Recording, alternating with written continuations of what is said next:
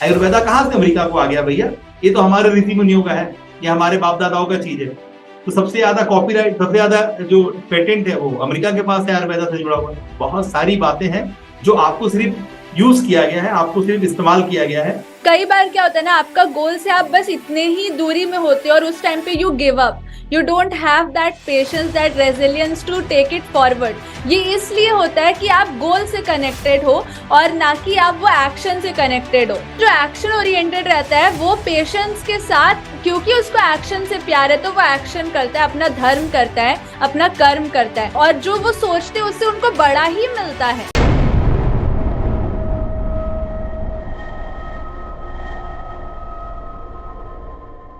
धृति क्षमा दमोस्तेयम शौचम इंद्रिय निग्रह धी विद्या सत्यम अक्रोधो दशकम धर्म लक्षणम। सो धृति क्षमा दम अस्तेय, ठीक है, शौच इंद्रिय निग्रह धी विद्या सत्यम अक्रोध, ये 10 होता है आपका धर्म लक्षण। मतलब कोई भी धर्म हो, धर्म का मतलब लॉ, और लॉज के 10 कैरेक्टरिस्टिक है ये, ठीक है। और अभी आप देखोगे कि ये लॉज के जो 10 कैरेक्टरिस्टिक है वो हर एक काम में आपका इट्स हेल्पफुल। ऑलराइट, सबसे पहली चीज है धृति यानी पेशेंस। तो delays in exploration, problems in exploitation, sufferings in existence. सी बहुत बार क्या होता है ना कि जो भी आपका गोल है, ऐसे तो हम लोग बोलते हैं गोल सेट ही मत करो, लेकिन हमने आपको आपसे बहुत बड़ा एक गोल दिया है already, which is 300 crore in 369 days.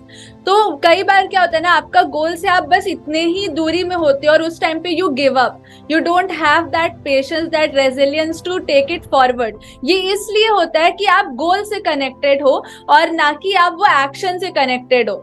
बस इतना ही फर्क होता है गोल ओरिएंटेड लोगों में और एक्शन ओरिएंटेड लोगों में, ठीक है। जब गोल नहीं मिलता है बहुत दिनों के एक्शन के बाद, तो वो एक्शन छोड़ देते हैं, ठीक है।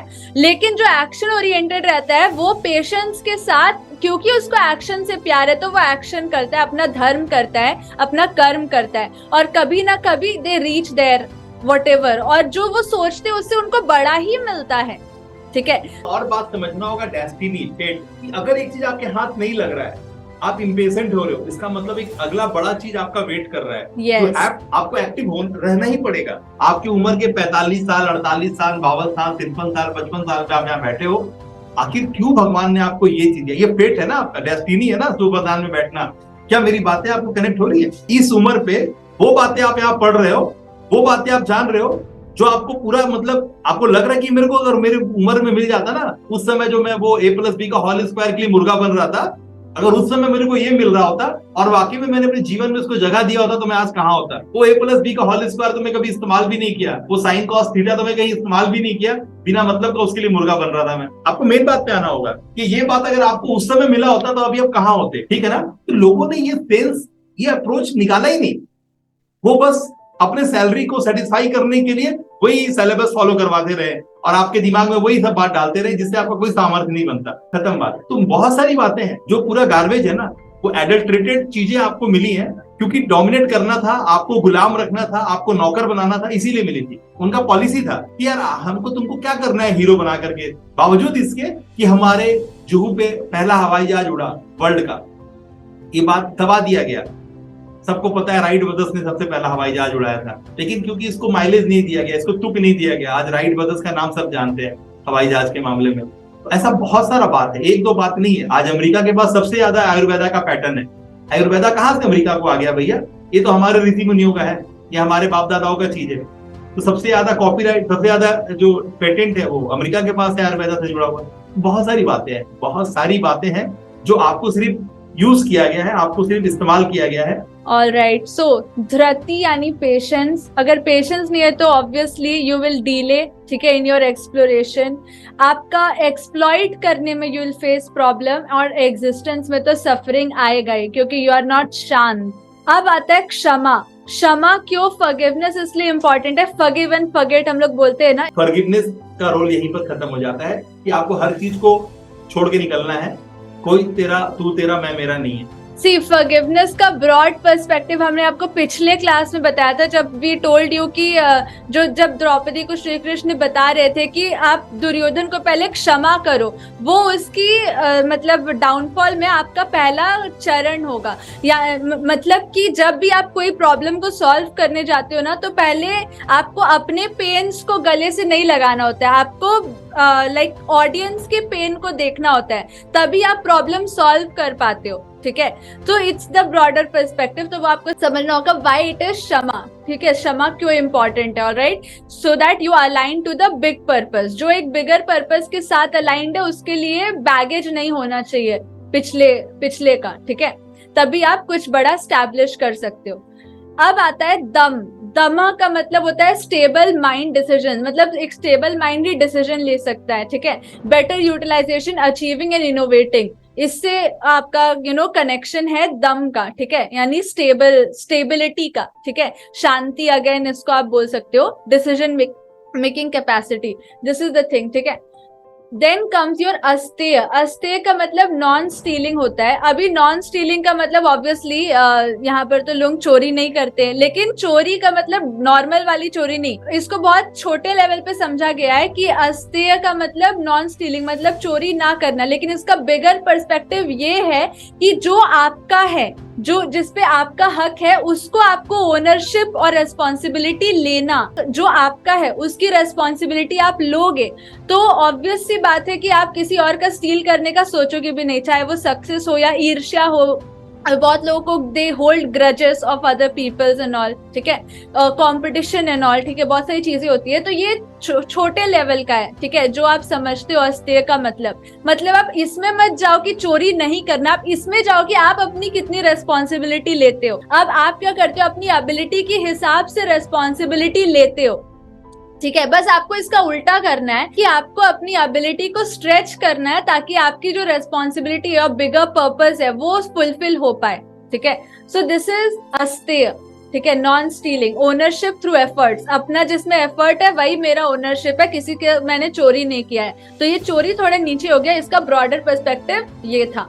ठीक है, अब आता है सोच। सोच यानी प्योरिटी। ठीक है, इट मेक्स थिंग्स इजियर, यानी ये पिक्चर आप देख पा रहे होगे, एक है क्लमजी माइंड, एक है क्लियर एकदम। ठीक है, तो आप समझो कि सोच का कितना इंपॉर्टेंस है, कि जितनी ज्यादा क्लियर होगी उतने ज्यादा इजी होगा आपके लिए चीजें, उतने ज्यादा कंफ्यूजन फ्री होगी चीजें, और उतना स्पीड में आप मूव करोगे। क्योंकि ऑब्वियस सी बात है, फॉगी अगर रोड रहेगा तो आप रुक रुक के गाड़ी चलाओगे, लेकिन एकदम क्लियर साफा रास्ता दिखेगा तो आप जितना चाहे उतना स्पीड में आप गाड़ी भगा सकते हो। ठीक है, so this is the simplest thing. तो सोच, it means it make things easier for you. छोटा से छोटा कोई भी काम करे, उसमें प्योरिटी होना चाहिए, आप कितने क्लियर हो। जैसे एक छोटा सा एग्जाम्पल है कि आपने जो चीज उठाई उसको आपने इधर उधर नहीं रख के उसी जगह वापस प्लेस किया, तो दिस इज सोच। ठीक है, अब आते हैं हम लोग इंद्रिय निग्रह में। इंद्रिय निग्रह, इसको हमने अपने संडे मास्टर क्लास एक बहुत पहले हमारा सेशन हुआ था, उसमें हमने क्लियर किया कि कैसे चैरियट होता है हमारा बॉडी, रथ। ठीक है, भीष्म, गांधारी, इन सब के बारे में हमने बताया था।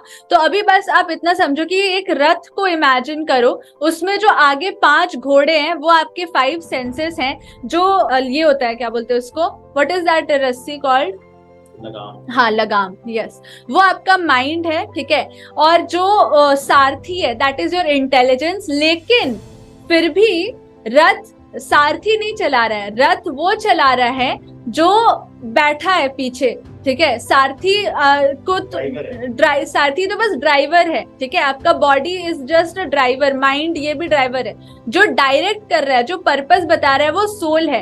तो अल्टीमेटली आपको अपनी सोल की सुननी है, जो सोल बताता है। सोल का मतलब अगेन धर्म हो गया। ठीक है, कि जो सोल बना है जिस चीज को करने के लिए, ठीक है, उसका जो पर्पस है वो सॉल्व करने के लिए। ठीक है, तो मतलब इसको आप ऐसे समझो कि आपने ऑटो वाले को बोला कि तू तेरे को मुझे जहां ले जाना है वहां ले जा, तो आप अपने माइंड के थ्रू चल रहे हो, जबकि माइंड कुछ नहीं है। Mind is just a heap of information. जितना आप अभी एक्सप्लोर किए बस वही चीज आपके माइंड में, कुछ एक्स्ट्रा नहीं है।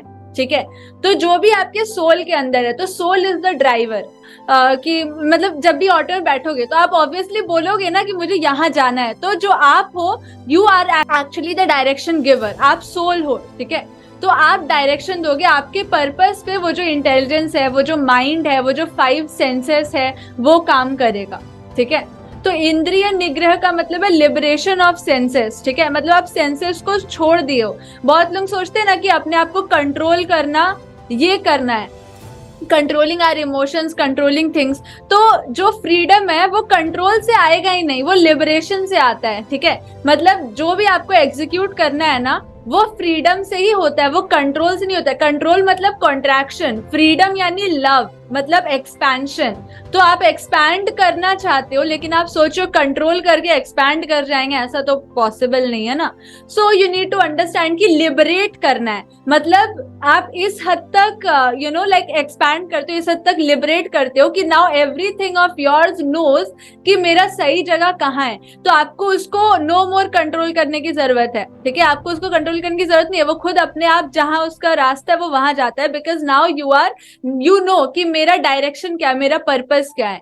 ठीक है, तो आपको बाकी चीजों को कंट्रोल करने की जरूरत नहीं है, यू आर ऑलरेडी फोकस्ड। अभी आता है धी यानी विजडम टू डायरेक्ट। मतलब इसका क्लियर सा बात है कि आपके अंदर एक विजडम होता है जो चीजों को डायरेक्ट करता है, जिसको हम लोग जो हमने ऑलरेडी माइंड ट्रैप में क्लियर किया है कि think critically, cognitive thinking, reflective thinking and compassionate thinking.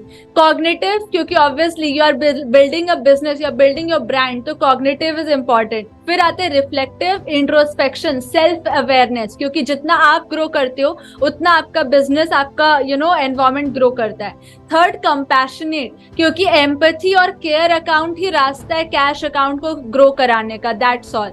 तो ये जो है ये विजडम से आता है। धी यानी wisdom to direct, direction set करने के लिए कॉग्निटिव, रिफ्लेक्टिव, कंपैशनेट।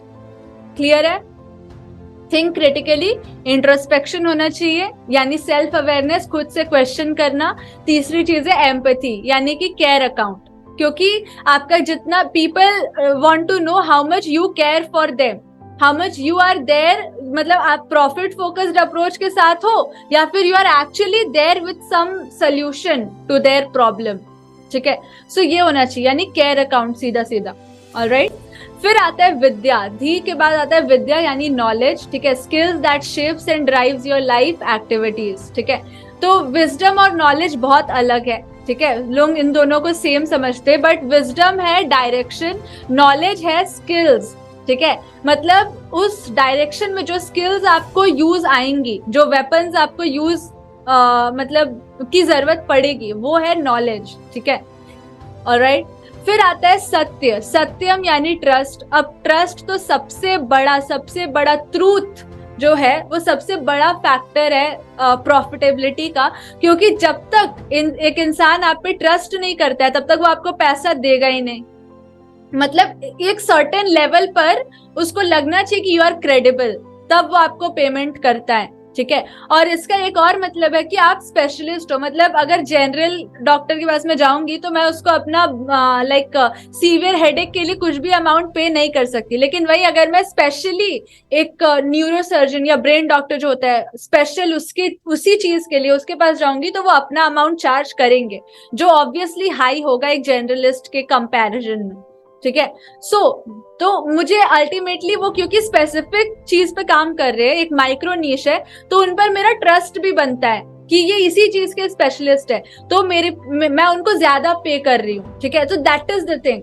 तो स्पेसिफिसिटी आता है, क्रेडिबिलिटी, फिर प्रॉफिटेबिलिटी। ठीक है, सो तीनों बात को टाइप कीजिए क्या दैट आप जब स्पेसिफिकली विजिबल होते हो, मतलब कोई चीज कोई टॉपिक स्पेसिफिक है उसके साथ आप विजिबल हो, फिर आप ट्रस्ट वर्दी हो। ठीक है, क्रेडिबल हो, धीरे धीरे आप क्रेडिबल हो गए, तब जाकर के प्रॉफिटेबल होते हो, यानी सत्यम, ट्रस्ट। ठीक है, ये हो गया सबसे बड़ा फैक्टर। ऑलराइट, इसके बिना पेमेंट की तो उम्मीद मत करो आप। ठीक है, अगर एक बार लेट सपोज किसी ने पे कर भी दिया तो वो एक ही बार का होगा, वो रिपीटेड कस्टमर नहीं बनेगा आपका। ठीक है, तो ऑथेंटिकेशन, पीपल वो आपको मास्क पहन के नहीं देखना चाहते। लोग अमिताभ बच्चन को उनके लिए फॉलो करते हैं, लोग शाहरुख खान को शाहरुख खान के लिए फॉलो करते हैं, तो लोग आपको भी आपके लिए ही फॉलो करेंगे। That you need to understand. ठीक है, आप लोग बताइए ना, आप शुभ और वरदान को, आप नवीन को क्यों आ रहे हैं सुनने के लिए?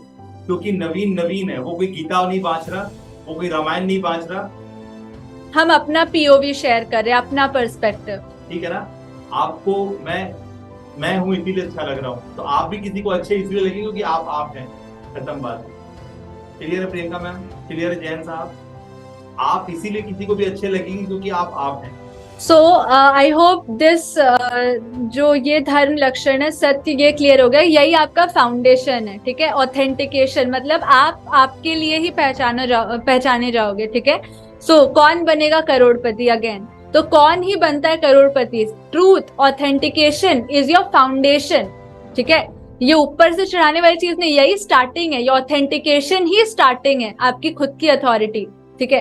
फिर आता है अक्रोध। अब एब्सेंस ऑफ एंगर, ये लास्ट है बट नॉट द लीस्ट। ये क्यों इंपॉर्टेंट है? Because this is your culture of work. अक्रोध से पता चलता है कि आपका कल्चर कैसा है, योर वर्किंग कल्चर, ठीक है। क्योंकि आप जैसे होते हो ना, वो आप कितना भी छुपा लो वो आ ही जाता है, कैमरा में वो आ ही जाता है, ठीक है। तो इसलिए हम लोग हमेशा बोलते हैं कि जो आप ऑन कैमरा हो वो आप ऑफ, मतलब जो आप ऑफ कैमरा हो ना, वही आप ऑन कैमरा भी दिखते हो। और ये तो बिजनेस ही पूरा ऑन कैमरे का बिजनेस है, ठीक है। आप फ्रेम में दिखोगे, तो फ्रेम में दिखोगे तो यू हैव टू अंडरस्टैंड कि मेरा कल्चर ऐसा होना चाहिए, कैरेक्टरिस्टिक ऐसा होना चाहिए कि जब मैं फ्रेम में दिखूं तो बाय डिफॉल्ट मेरा इंस्पायरिंग पिक्चर वहां जाए। मतलब मेरा लाइक ल्यूक्रेटिव, लग्जूरियस और बहुत मतलब ऑथेंटिक टाइप का फ्लेवर जाए वहां पर। दूसरा चीज ये है कि एंगर एक ऐसी चीज है ना जो आपको लाइक अस्थिर करती है, ठीक है। तो आप शांत नहीं रहते हो, तो वही चीज है कि शांत रहना ही मेन है, क्योंकि उसी से आपकी क्रिएटिविटी निकलेगी, ठीक है। That is the thing. और आपको हमेशा ही एक चीज पे ध्यान रखना होगा कि आप क्या परसीव करवाना चाहते हैं अपने बारे में, वो चीज आपको फ्रेम में लानी है। और वही चीज you have to make sure कि people perceive that only about me.